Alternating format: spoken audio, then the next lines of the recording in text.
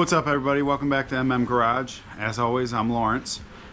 I want to do something a little different today. I don't usually do how-to videos, but I'm kind of in uncharted territory, and I did a lot of research on this, and it's actually, in my opinion, it's kind of nifty if you don't usually deal with it. So what I'm doing here is I have this 2014 Kia Sportage behind me. Most of the Kias uses pretty much the same 6-speed transmission. I have the pan off, the cover off. So long story short, last year she ran up a curb, smashed her trans pan and the valve body harness under it. I replaced it for her last year. Everything was working good. Now it's having shifting issues.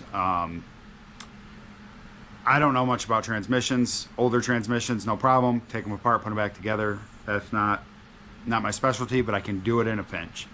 So I'm in uncharted territory. I'm learning as I go. I did all my research. I'm going to go through and check all of the solenoids and test them. And we're going to see if any of them are bad. If they're not bad, I don't know, maybe the harness that I installed last year failed. That's possible. It happens nowadays with parts. Who knows?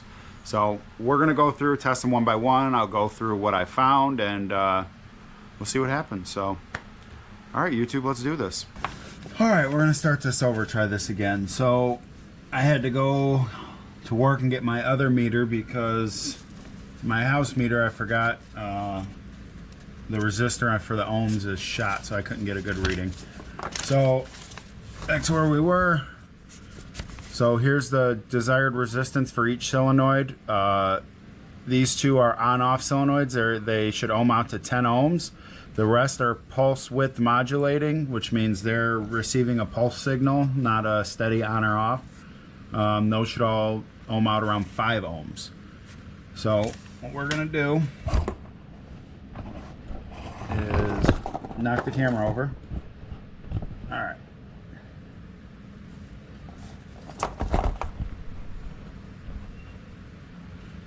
So I'll do a couple of them and show you what they are, and then I'll finish. All right, so let's see where we can do this without knocking the camera over. That would be nice.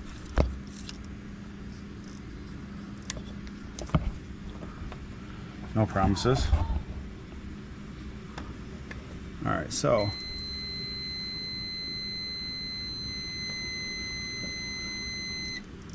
well, that doesn't seem right. So that's definitely no bueno. So that one's needs to be further inspected.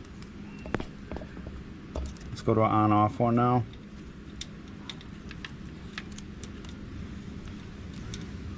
Maybe if I can get it.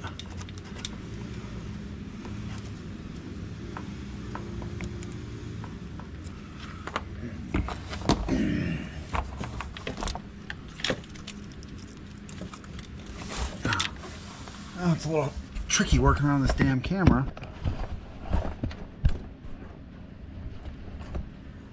All right.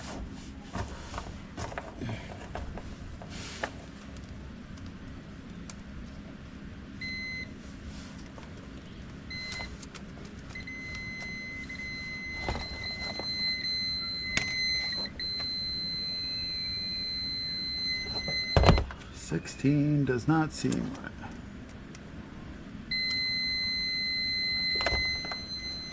All right, so this one's all over the place too. So what I'm gonna do is I bet there's some contamination in the transmission fluid. I'm gonna take all these solenoids out, and then I'm going to clean them all and then test them on the bench. 'Cause something doesn't seem right here. So bear with me, I'll get them all out and then we'll take them to the bench and test them.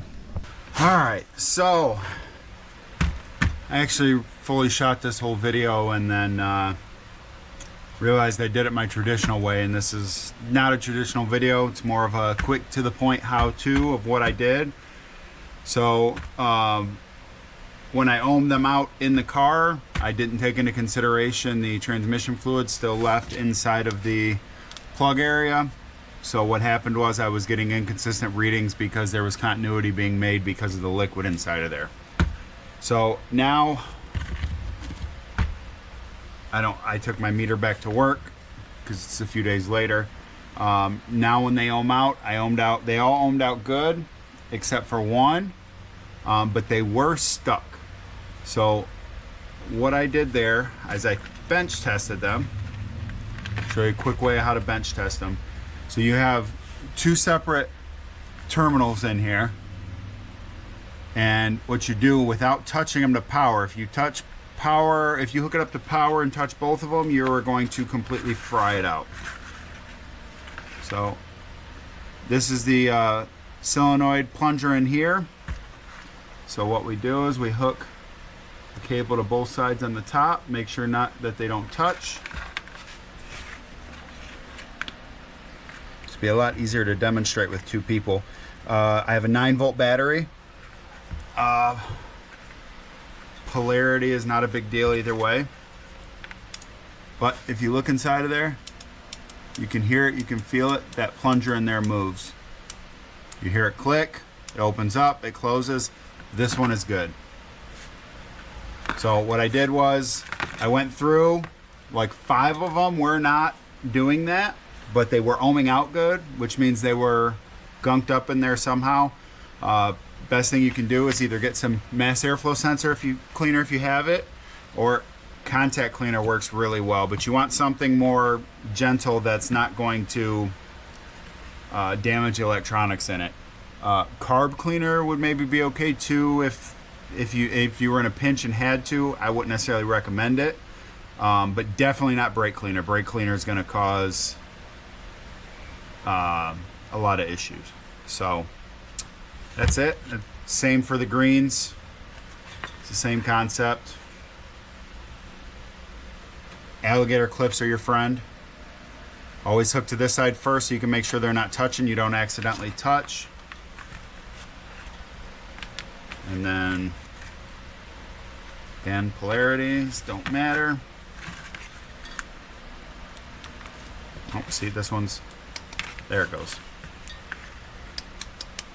This one was a little stuck too again. So what I'll do with this one is I'll probably put this in a cup of transmission fluid up to like right here and actuate it a few times just to clean it all out before I do that. So that's what I'll do with all of them, just to be safe. Put them in a little cup of transmission fluid, actuate them a few times, get some trans fluid pumping in them, and then install them. I'm waiting on the new one to get here. As soon as that new one gets here, it's going back together. But I don't think that's important to show, so I think I'm gonna wrap it up. Thanks for watching the video. Like, subscribe if you liked it and you want to see more. Would be happy to have you as part of the I don't know, 3 people that watch. But until next time, we'll see ya.